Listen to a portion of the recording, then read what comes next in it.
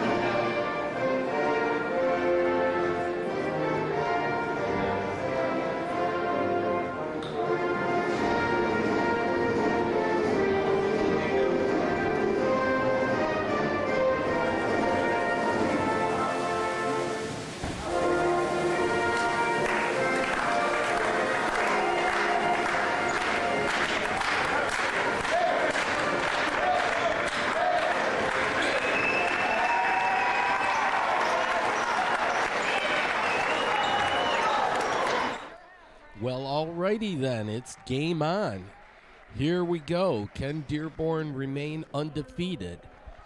I am not going to say. You're going to have to watch this through till the end to find out.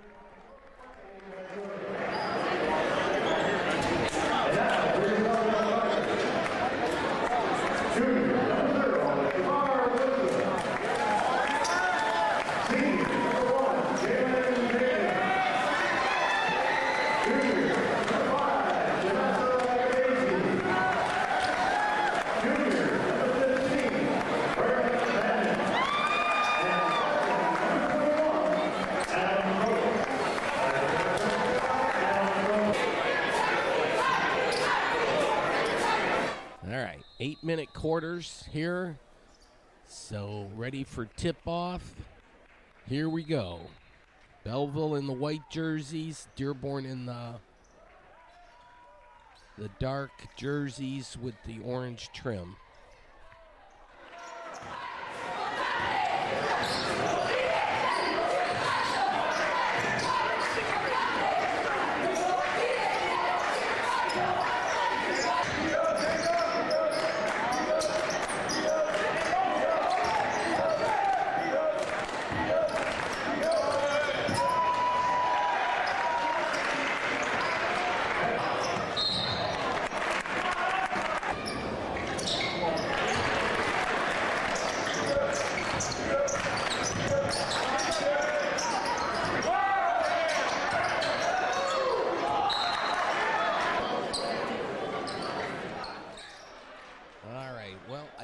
get a program. I should have asked for one, but I didn't see one present, and it was kind of weird. I kind of walked right in free kind of thing.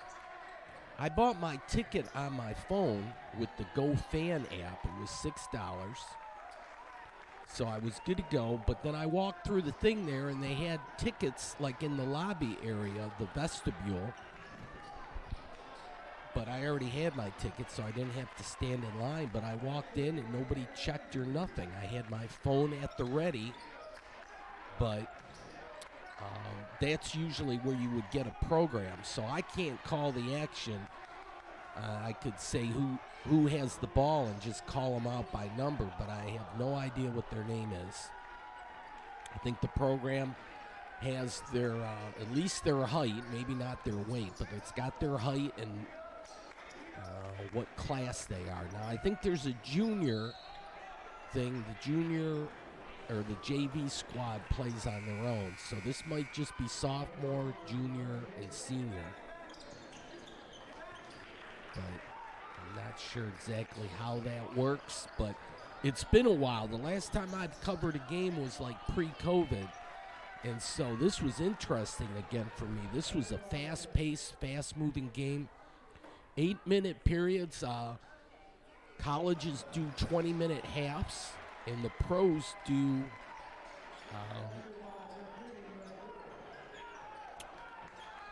12-minute periods. So 48 minutes total. This is only 32 minutes, so it's like the game moves real quick. So, anyways, let's watch and listen, and then you get this squeaky tennis shoes too.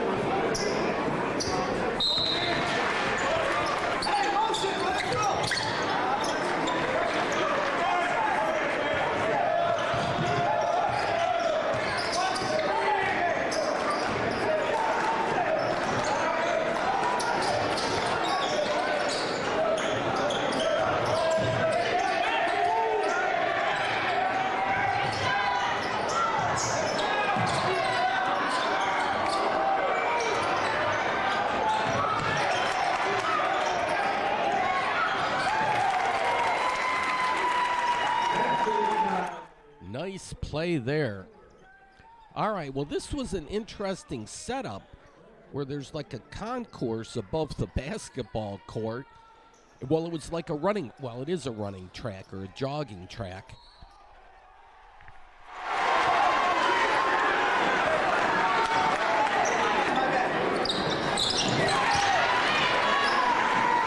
And it's just kind of crazy. You can just be right above the basket on the concourse, so some spectacular views you can get here. And that's kind of what's fun about all these venues. Every high school would be different. There's no rhyme or reason for how they set things up, but I don't know, Belleville might have had an addition to the school, and this might have been part of it, but this is a nice gymnasium.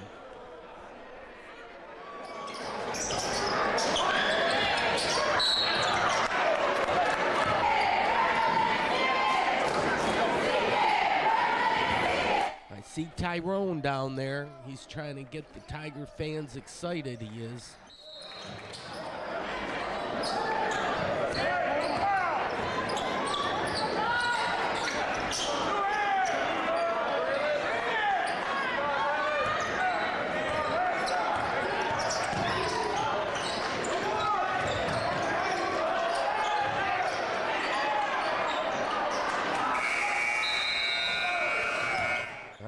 That's the end of the first period they have. But, period or quarter, I'm not sure officially how you're supposed to do it. I know for hockey, you definitely use first, second, and third period.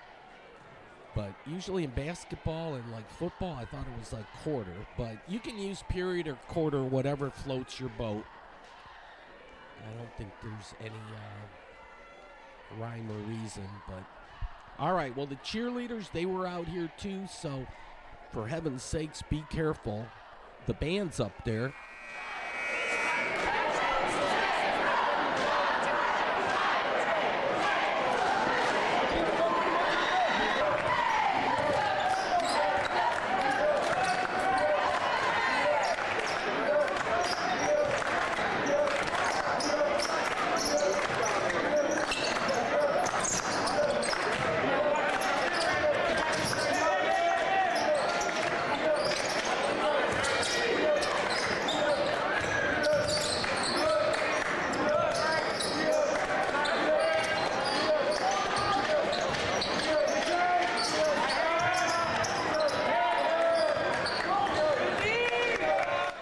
I had to ask just to be sure, but there is no time clock in high school basketball. So if you want to take forever and a day to get your perfect shot, you can, but chances are you'll probably get a turnover somewhere along the way.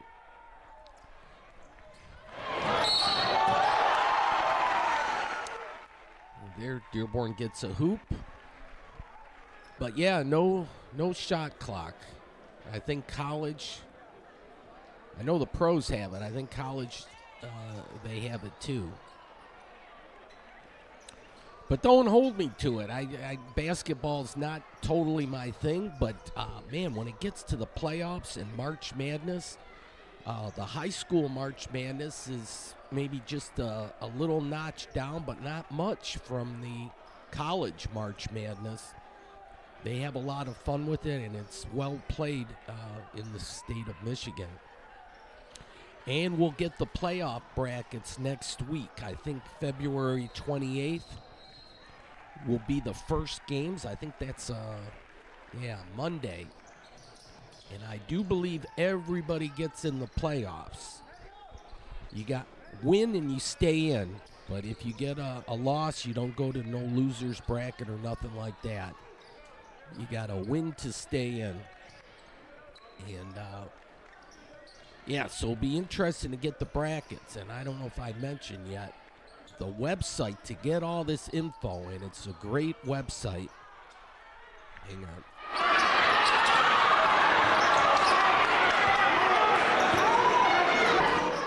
Wow, that was heavily contested. But the website is M for Michigan, MHSAA.com. Oh, and then you just hit the tab for basketball, and there's boys and girls basketball, so you can check up on either or. But in this case, boys basketball, and then you can just scroll down or type in the search bar Dearborn or whatever your favorite school is, and their whole schedule will come up, their conference record, everything you would want to know. And they playoff rankings and points and all that.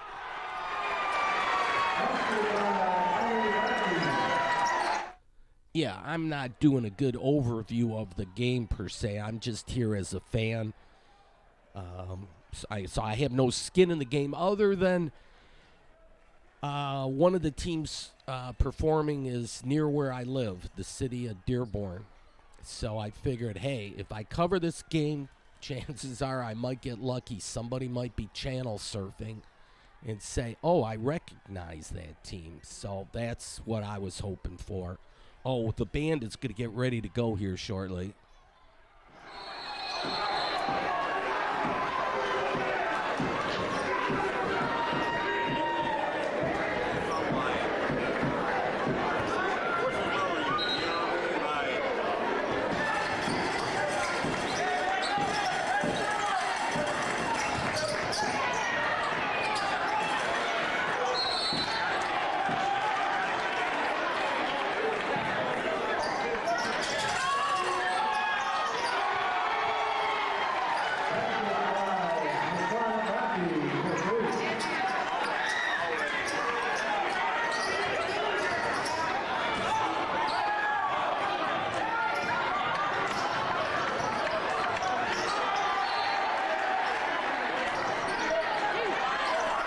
Yeah, we'll get some band action at halftime, but there was halftime celebration honoring past athletes.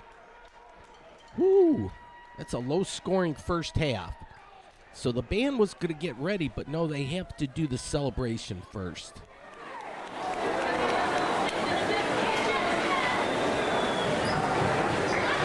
God, just over a half hour for the first half, so it moves real quickly.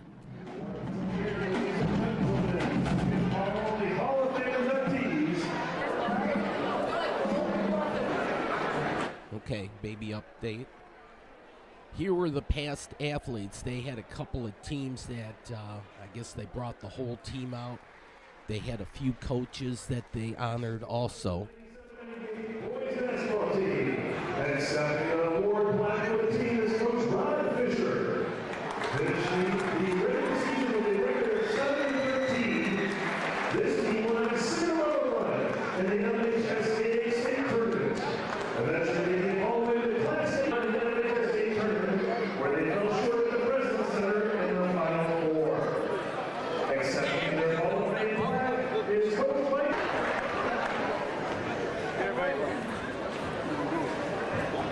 Oh, nothing left but the pictures now.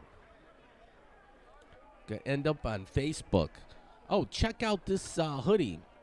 Peace. What a concept that is. Oh, my Lord. We should try it again in the Middle East. Yes, we should. All right, this is where they store the basketballs. And here we go, finally. God, I've been waiting for this. Let's go. Let's do this.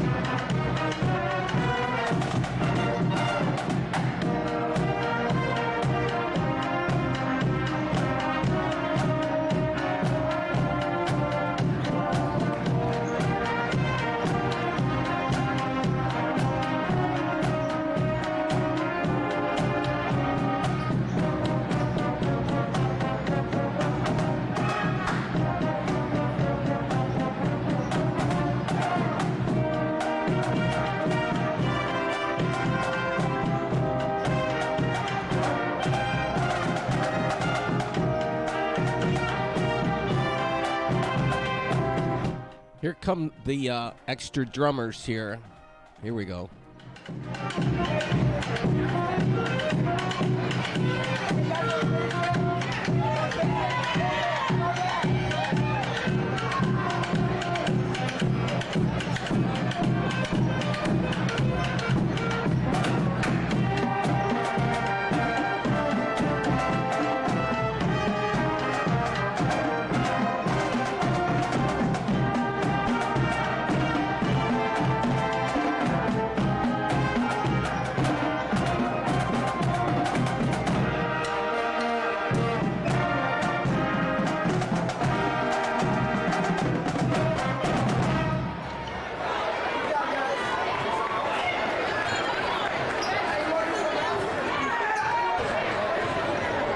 They have a kick-ass band, and for football games, they have such a huge band, they don't sit in the normal stands. They have a special band section in the south end zone.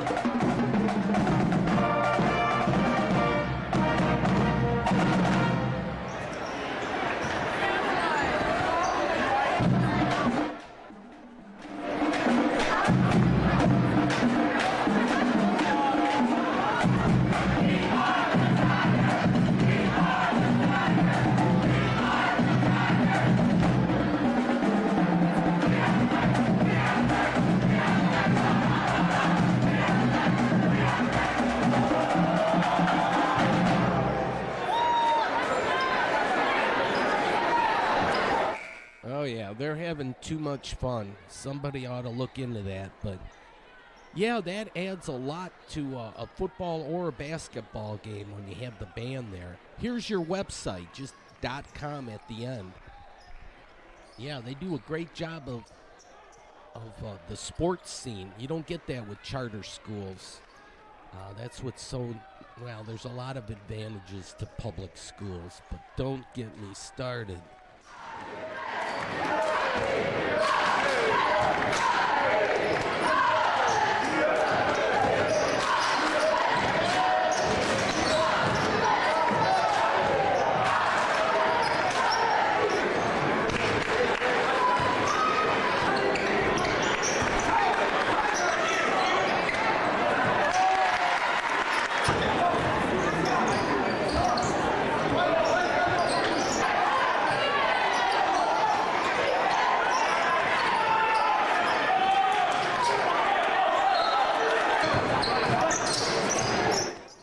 This second level here where the jogging track is just great. You get a bird's eye view of the action that you don't typically get when you watch a basketball game. You got the end zone kind of look. 7-point lead here for Dearborn. That might have been the highest of the game, actually. It was a well-thought, tight game as far as, nothing was easy. No basket came easy. Hot dogs, $2. It's ballpark. Pizza, $2, and you see the rest of the things there. I ended up with a pizza slice, which we'll soon see. It was wrapped in foil. All right, 30-27, three-point game here. There it is. I got a corner piece. Then, hello goodness, this is Gatorade, but the zero, so it doesn't have all that sugar in there, which is a lot healthier. So that's good. We want to keep our youngsters healthy. All right, $1:25 left in the third quarter, we'll say.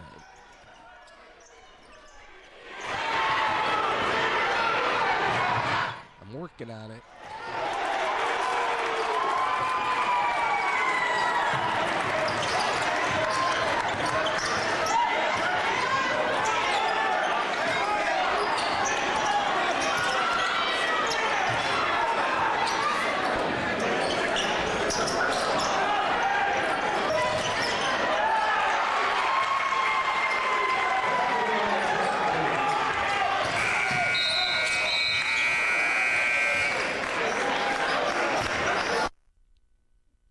Oh, and that's it. I got to switch tapes. Hang on. The game's not over yet. That was just the end of the third quarter, or third period. All right. Second tape's in. We're going to continue this game out. Press play. Okay. Yeah, you're not going to get off easy here. I'm going to see this through here. So the game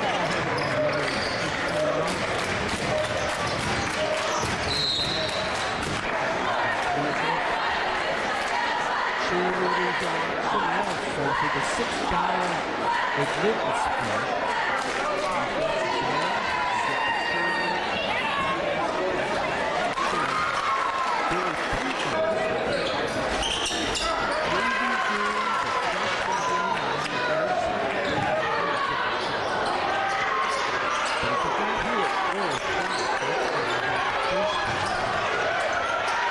plus reasonably priced concession products.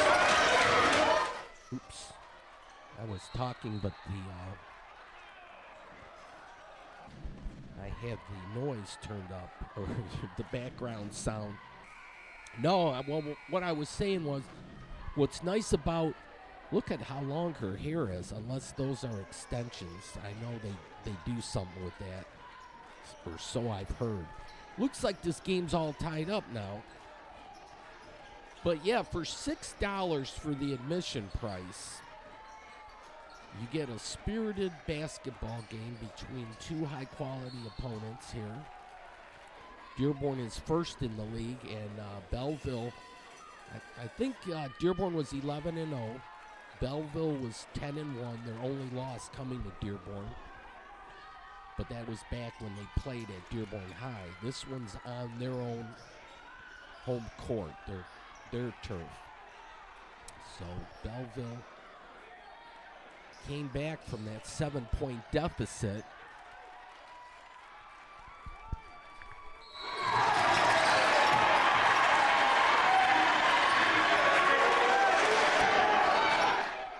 Yeah, but you get, actually there were 3 games you could see. The first game started at 4. It might have been the JV game. And then at 5:30 they had the freshman game maybe, and then the varsity game at 7. So they can get these games done in under an hour and a half. That's just amazing. So it's a fast-flowing, high-energy type environment for a short span, which I'm getting older, but I can hang for like an hour and a half. Then I start getting sleepy and tired, but yeah, this is no problem. But not only the basketball game, you get the cheerleaders, you get the band action, and then concessions here are always reasonably priced. So you saw the prices there. $2 will fill your tummy up a little bit. Back to the action, though.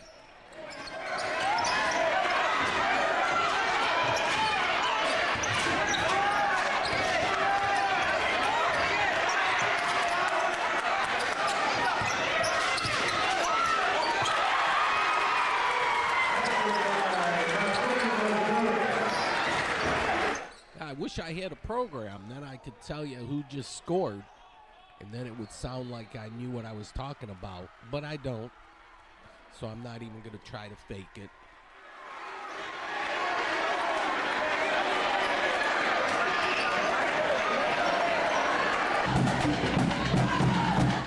Belleville's up by 1. Strike up the band.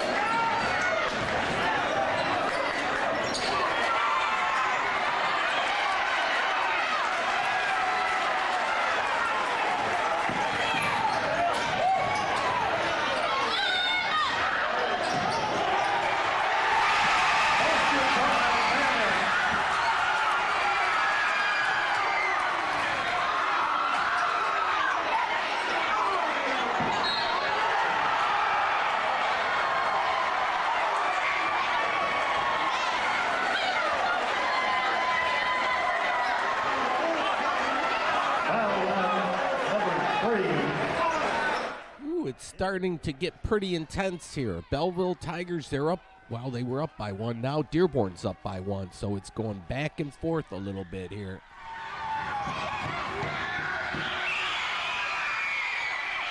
Got the roll. The jelly roll.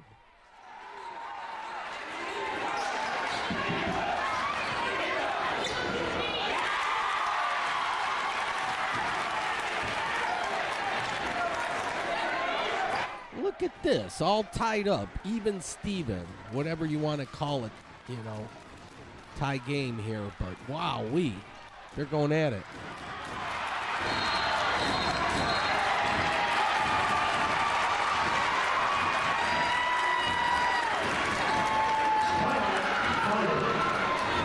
Tyrone's excited too.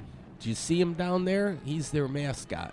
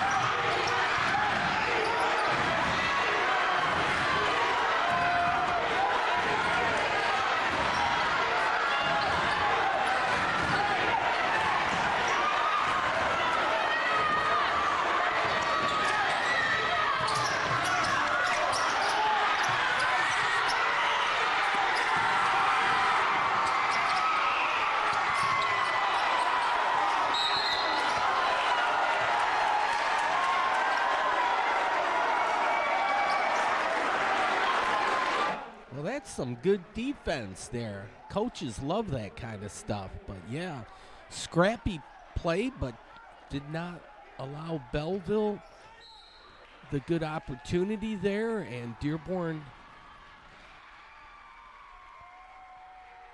a free throw.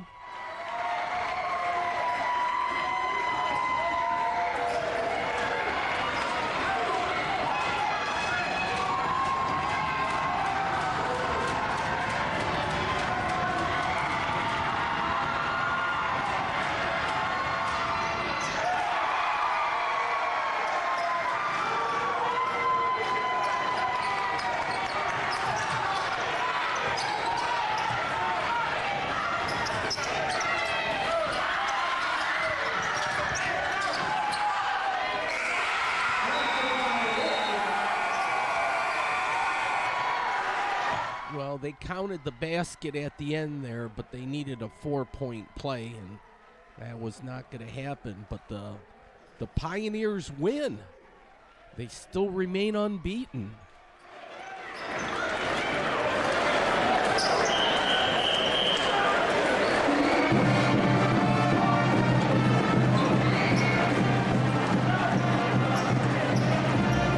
Well, that's the way it was on February 16th at 8:22. So, yeah, even less than an hour and a half. Game started at 7. It's a fast-moving game.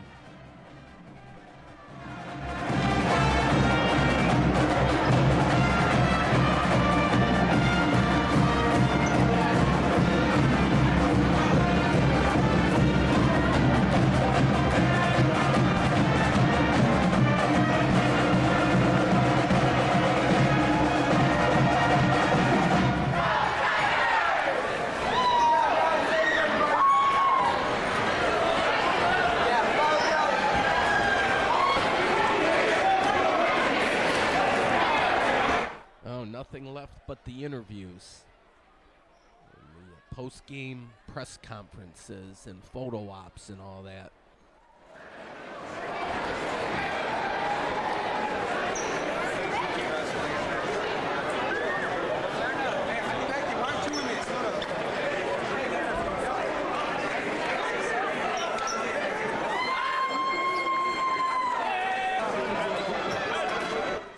Could have done an interview, but I didn't know what to ask or who to ask or whatever. But, yeah, well, there you have it. Dearborn won. You'll have to interview the players on your own. Oh, let's listen in maybe. What is the favorite play for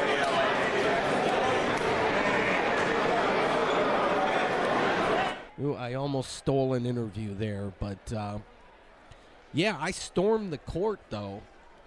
And the scoreboard was getting a little funky there, but yeah. So one last look at the home court here for the Tigers.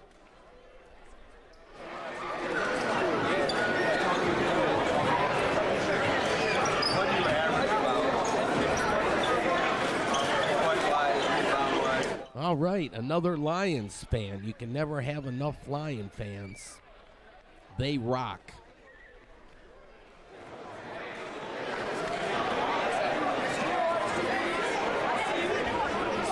Some kids have a lot of energy. I'm ready for a nap, but I still got to get home. But, all right, yeah, nothing left but the photos. So here you go. Belleville Tigers, yeah.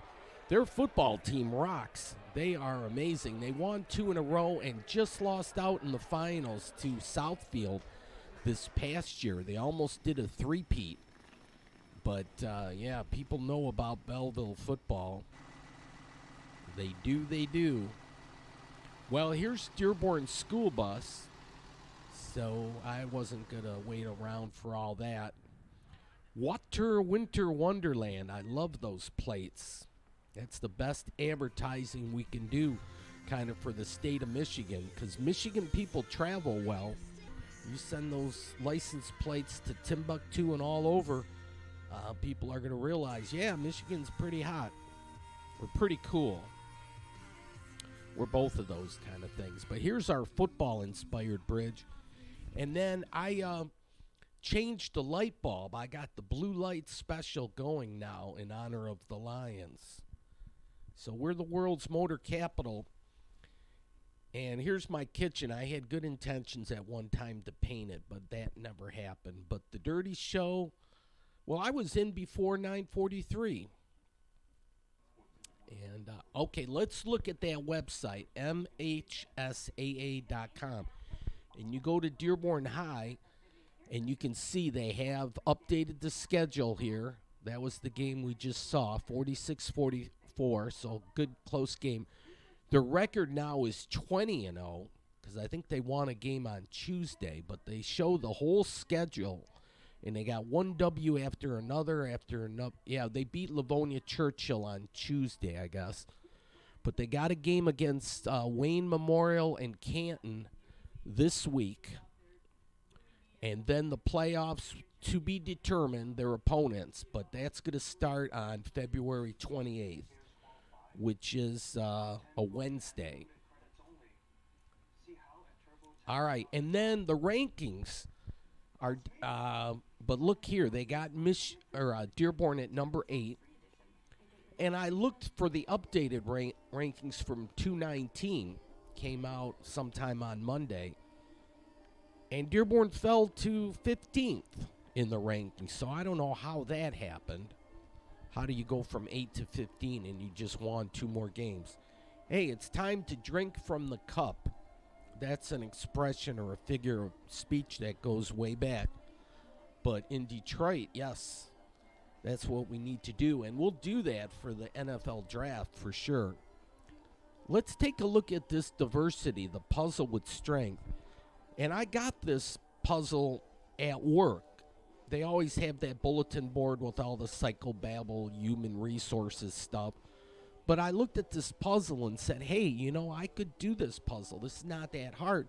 Plus, it's got the coloring, different colors. Real simple, and I'm a simpleton at heart.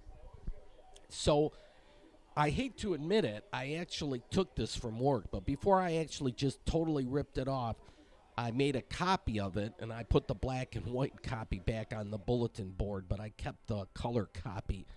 I know that sounds horrible, but that was only the only thing I think I ever got out of that human resources board that meant something to me or whatever. But yeah, diversity, it comes in all number of ways. So anyways, I always say like there's a story behind that. So yeah, there's a story behind that puzzle. And that was my evil twin behind all that. So I'm not perfect. I'll admit that up front. All right. So February 19th, this was a Monday. I had an extra day to videotape because President's Day fell on a Monday.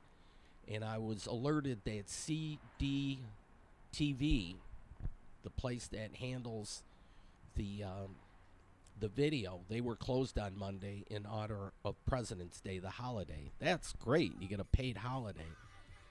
Anyways, that moon, if you said 78% illumination, you were dead nuts on, because that's what it was. And it's nice to actually see clear skies and then, well, even a nice sunset here with the oranges and all that. This is just, you got to love that.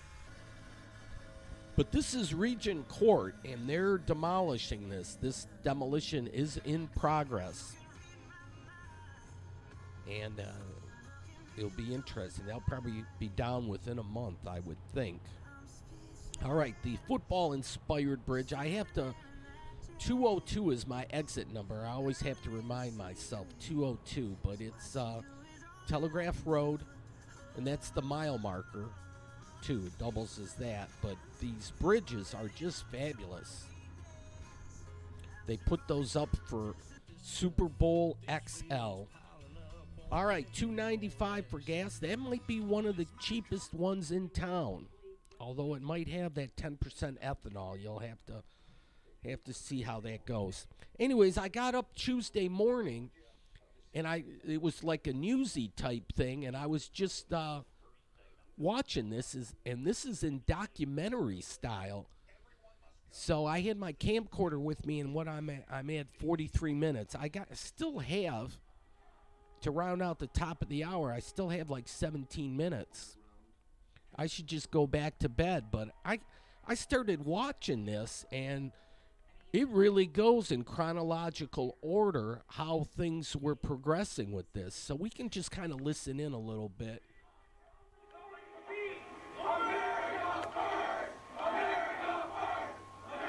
And they think that, some fraud happened, and that's how you end up in situations where they're threatening. The death of you and your family every day. I'm sorry.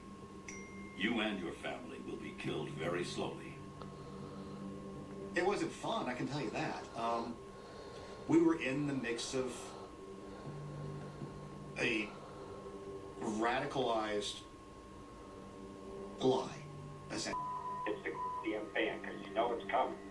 We're coming after you and every mother with our Second Amendment. Enemy communist sucker, you will be served lead. This has to stop.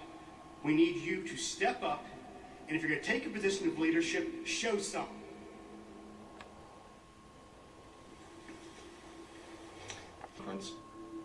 So the president was aware that there were threats of violence, and he persisted in the big lie. You have Gabriel Sterling say, people will die. The committee plans to reveal even more evidence. Former President Trump pressured state officials to overturn the results of the 2020 election. Rusty Bowers, the Speaker of the Arizona House. Rusty Bowers is just a compelling person. It's hard to talk to him and not believe him. And the stories that he told about his... Yeah, this was a PBS documentary, Frontline, and I don't know if that's like an online thing. I watch PBS every now and then, but everybody has their favorite channels. This one popped up on YouTube, though, and I guess it's only 2 weeks old, but it kind of says the direction, or what happened with this attempted overthrow of our government.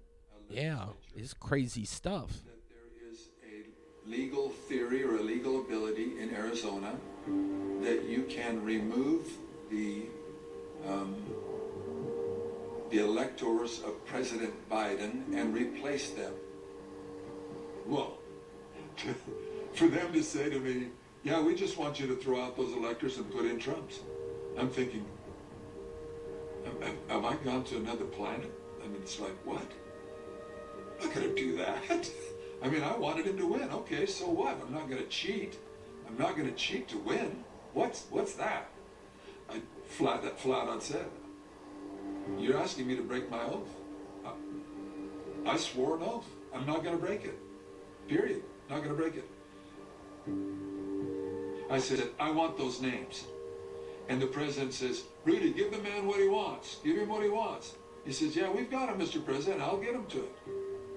In the criminal indictment, Jack Smith saw the call as evidence of a crime. The defendant and co-conspirator 1 asked the Arizona House Speaker to use the legislature to circumvent the process by which legitimate electors would be ascertained.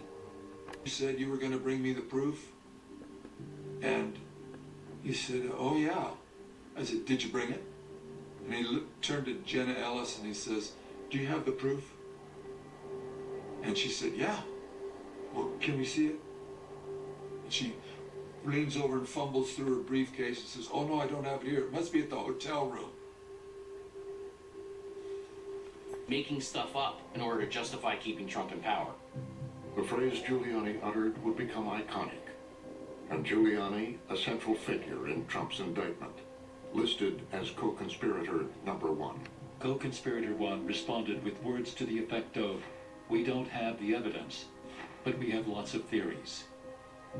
It shows Rudy Giuliani admitting that there's no evidence for the theories they have, that these are just talking points, not backed with any fact. Yeah, there's the thing, Frontline, and I don't know, this just popped up on YouTube, and it just came up like 2 weeks ago and had tremendous amount of hits already, so it might have the algorithms to tell you, you know, hey, this is a hot video. But it was like 2 hours and 33 minutes long.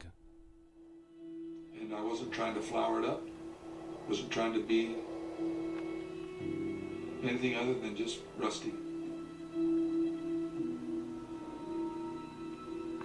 The court should dismiss the indictment. Donald Trump's legal team suggesting that even a president who had a political rival assassinated could still be immune from criminal prosecution. Orders. They are going to pull ballots out from underneath a table. Watch this table. You had the woman who was narrating.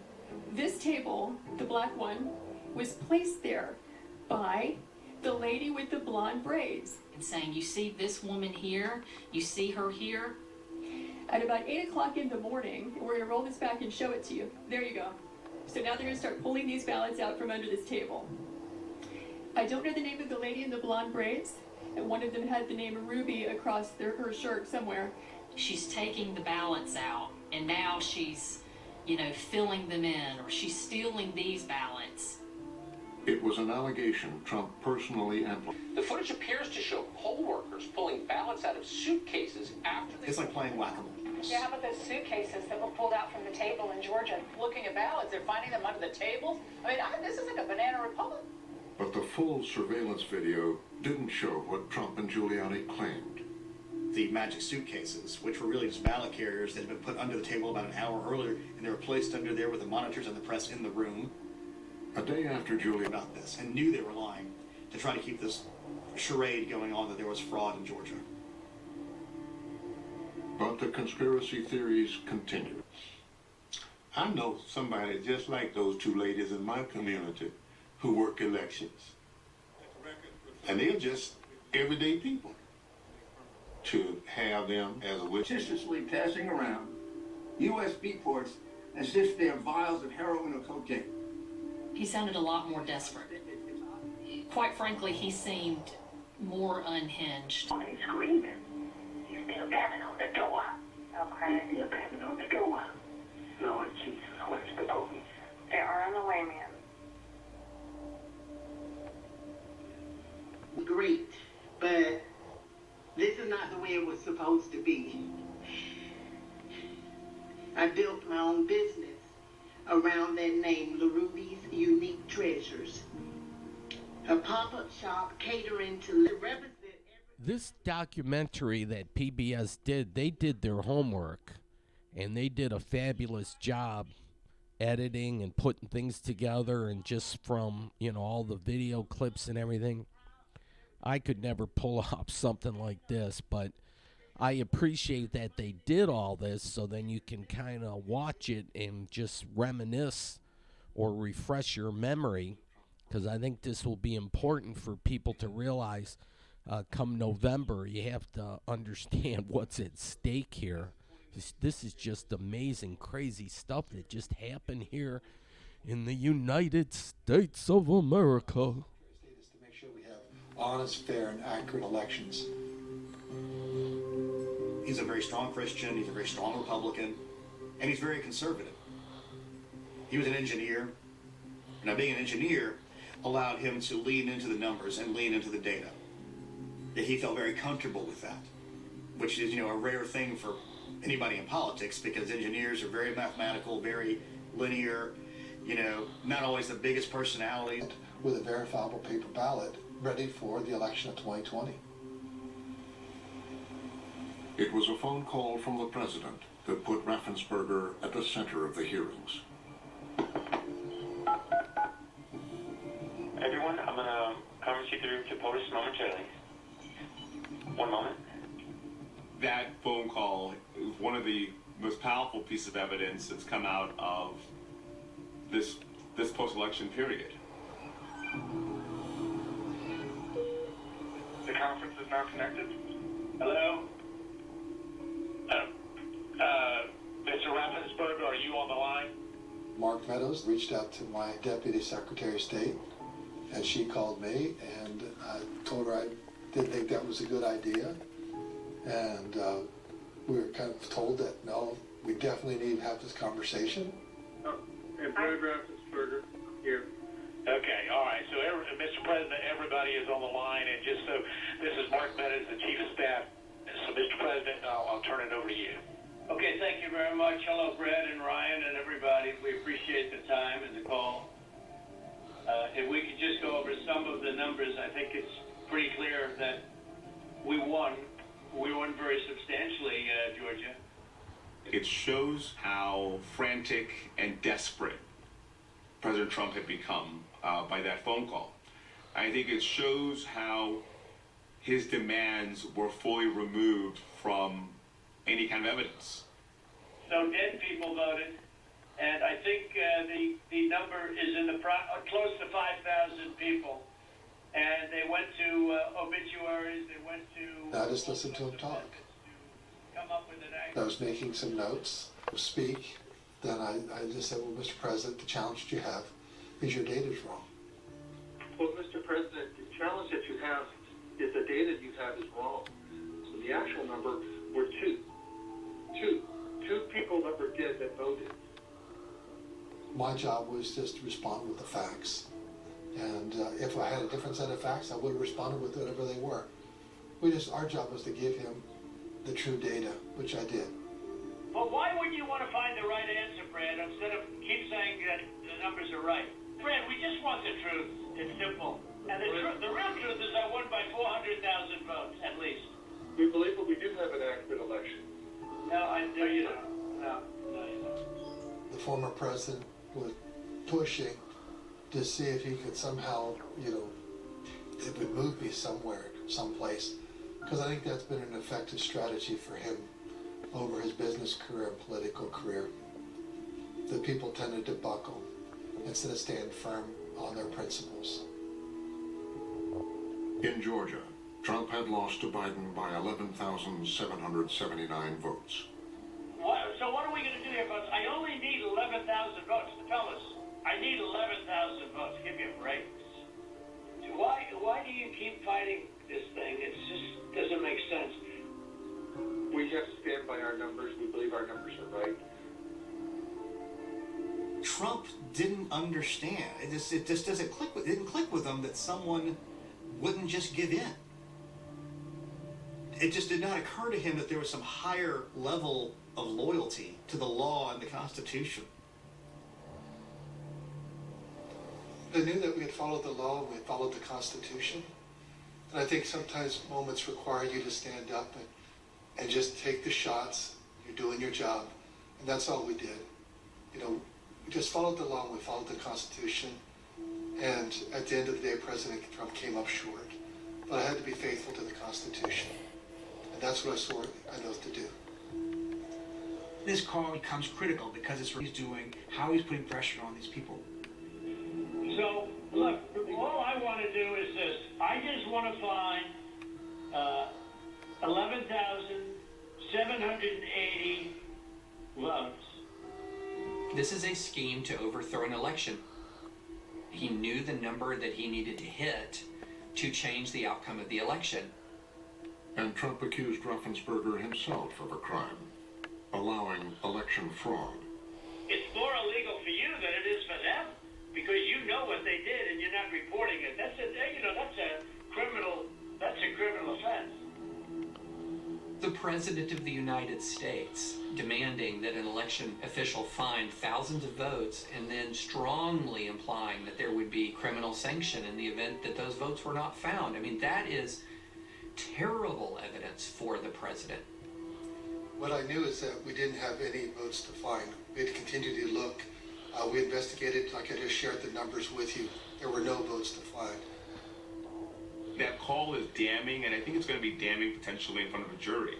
Because juries, when they can hear a defendant's voice on tape, when they can hear something that is that real and that visceral, it can be incredibly powerful testimony.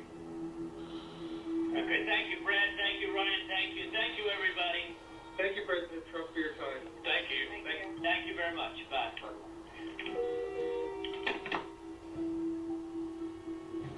The defendant said that he needed to find 11,780 votes. It shows him demanding a remedy that doesn't make any sense in the context of anything lawful. That's just asking, I want to win, you got to do it. I think it's going to be a very powerful call for that jury. For his part, Trump has defended the phone call with Raffensperger, describing it as perfect. A perfect phone call to discuss a rigged and stolen election and what to do about it, with many people, including lawyers and others, knowingly on the line.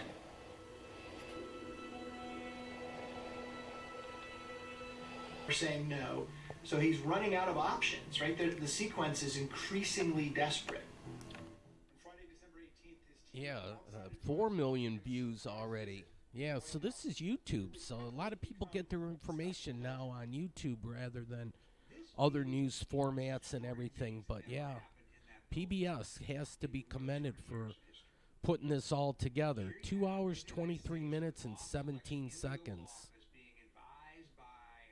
Yeah, it tells the story, and it's stark. It is stark. Wow. Yeah, whatever it takes to throw the election. Ooh, scary stuff.